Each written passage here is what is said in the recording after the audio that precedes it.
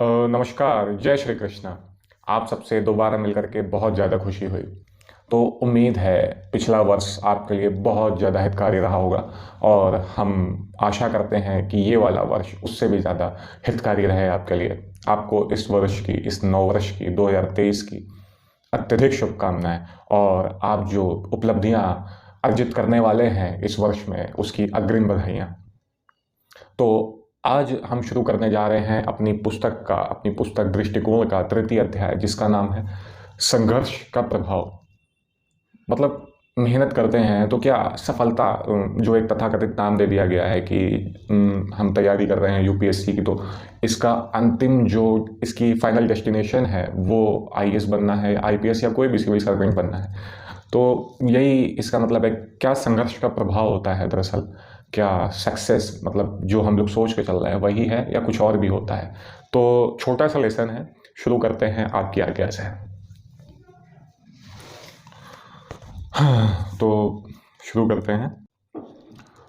संघर्ष, वास्तव में ये शब्द इतना खास है कि इसे करने मात्र से कोई अपनी स्थिति बहुत ऊंची कर सकता है और इसे ना करने मात्र से वो गर्त में भी जा सकता है, उसका पतन भी हो सकता है। ये शब्द यूं तो कुछ ही अक्षरों में ख़त्म हो जाता है, 3 से 3.5 अक्षरों में ख़त्म हो जाता है, लेकिन इसके पथ पर, इसकी राह पर चलने वाले व्यक्ति को ये कभी ना खत्म होने वाला सफ़र लगता है। संघर्ष का भार जो होता है, संघर्ष कितना किया, संघर्ष का भार एक व्यक्ति की सफलता का वजन तय करता है। मतलब जितना ज़्यादा संघर्ष होगा उतनी बड़ी सफलता होगी, ऐसा हमने कहने का इसमें प्रयास किया है।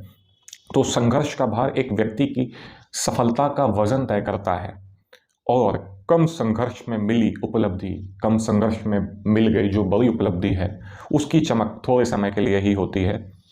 मतलब कभी कभी हो जाता है कभी कभी संयोगवश हो जाता है कि कोई व्यक्ति है जिसने बहुत ज़्यादा संघर्ष नहीं किया है, लेकिन कुछ ऐसे तत्व बनते हैं, कुछ ऐसी स्त्रियां बनती हैं कि उसे बहुत ज़्यादा ऊंची परिस्थिति मिल जाती है। जैसे रानू मंडल हैं, एक बहुत फेमस विकल्प हैं।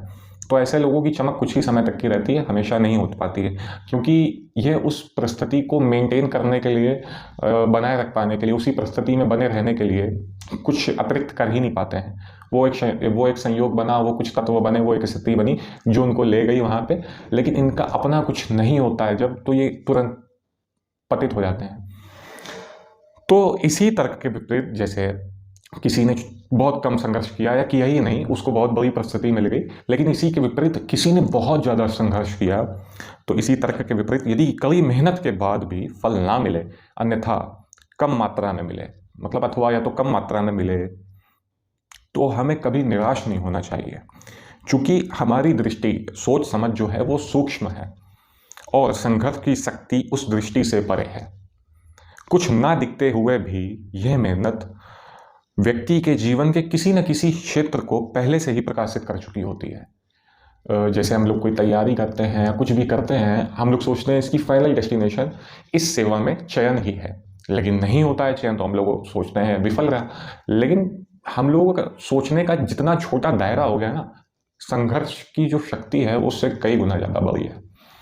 तात्पर्य यह है कि संघर्ष कदापि व्यर्थ नहीं जाता है। यदि आपको कोई खेद ना हो, हम आपसे पूछ रहे हैं, यदि आपको कोई खेद ना हो, तो इस कथन को और अच्छे से बताने के लिए मैं आपको अपने जीवन की एक छोटी सी कहानी साझा करता हूँ। छोटी सी, एकदम छोटी सी कहानी है, इसलिए अध्याय भी छोटा सा है। तो शुरू करते हैं कहानी। दरअसल विगत वर्षों पहले, वही 2019-20 में, मैंने YouTube पर अपना चैनल शुरू किया, जिसमें मैं तथ्यों एवं तर्कों को लोगों के समक्ष रखने का प्रयास करता था।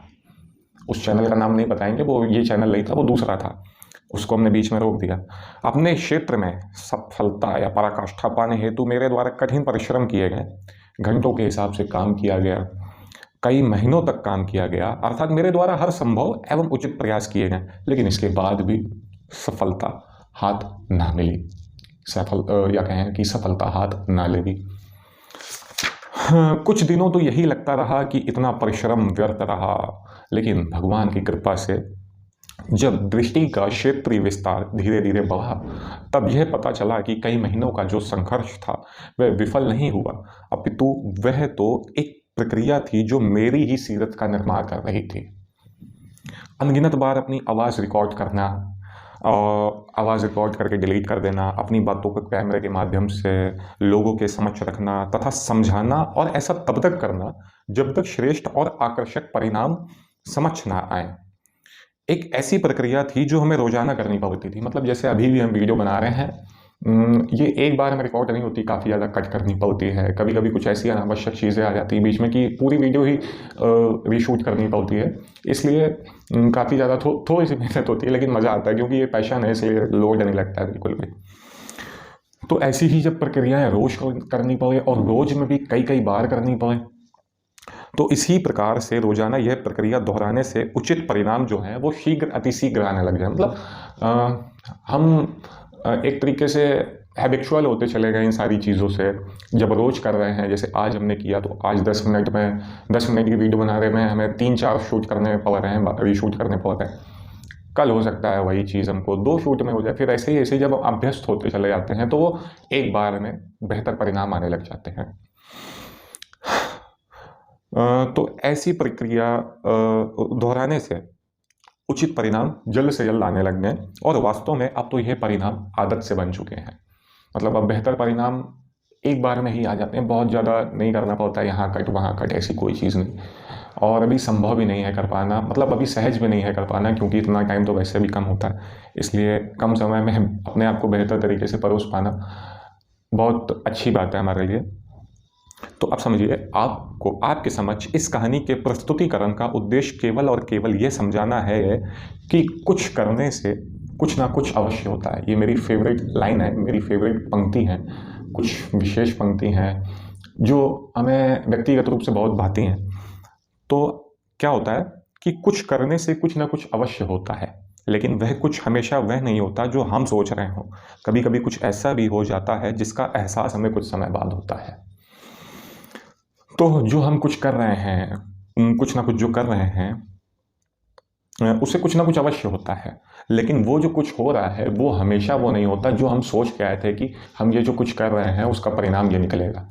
जैसे हमने सोचा था, हम जो कुछ कर रहे थे, एक जैसे अभी ले लें, हम वीडियो बना रहे हैं, हम अभी सोच रहे हैं कि मेरे पास सिल्वर प्ले बटन आएगा, गोल्डन प्ले बटन आएगा, इतनी सारी चीज़ें, हम भी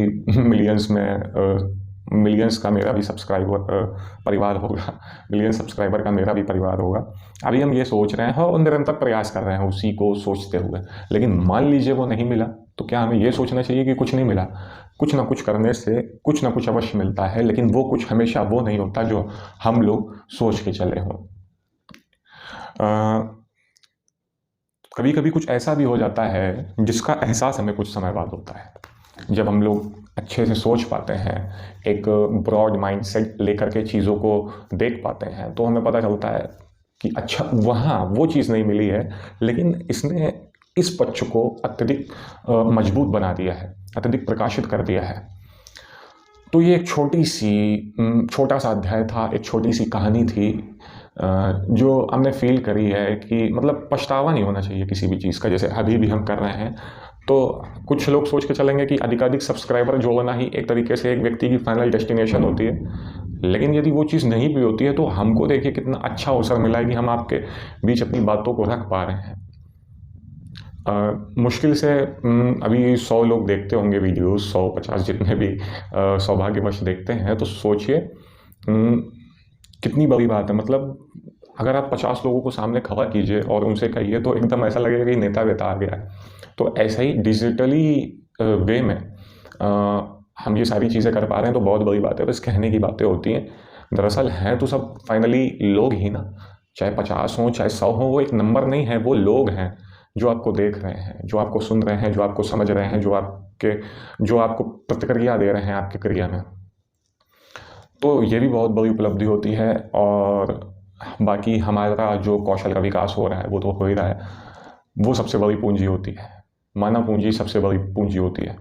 इंटेलेक्चुअल प्रॉपर्टी यदि किसी के भीतर विकसित हो गई, तो अन्य जो भौतिक एसेट्स होती हैं उनको ज़्यादा कमाने में समय नहीं लगता है फिर। तो यही एक छोटा सा मेरा दृष्टिकोण था इस चीज़ के ऊपर। तो आप बताइए कि क्या आप इन सारी चीज़ों से सहमत हैं? यदि ना सहमत हैं और आपके भीतर कुछ बातें हैं तो कृपया करके हमसे ज़रूर साझा करें, जिससे इस पक्ष को लेकर के, इस शब्द को लेकर के हमको और भी कुछ जानने को मिले। तब तक के लिए बहुत ज़्यादा धन्यवाद। यहाँ तक जुड़े रहने के लिए भी बहुत ज़्यादा धन्यवाद। आपके भीतर यदि कोई प्रश्न हो किसी भी चीज़ को लेकर के या कोई सजेशंस हो तो कृपया करके हमें ज़रूर बताइएगा। तब तक के लिए धन्यवाद। जय श्री कृष्ण। खुश रहिए हमेशा।